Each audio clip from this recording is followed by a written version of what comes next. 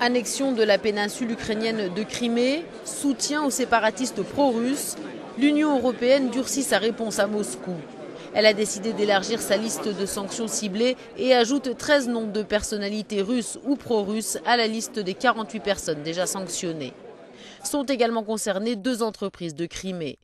Si l'Union européenne reste cependant dans la phase 2 des sanctions qui impliquent une interdiction de visa et un gel des avoirs, le ministre britannique des Affaires étrangères a prévenu « Nous allons maintenir la pression sur la Russie et avons décidé de continuer à préparer un 3e volet de sanctions », a-t-il dit.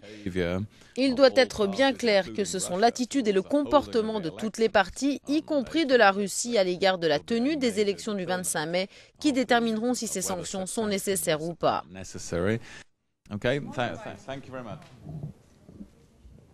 La crise ukrainienne était au centre d'une réunion entre les ministres des Affaires étrangères de l'UE ce lundi à Bruxelles.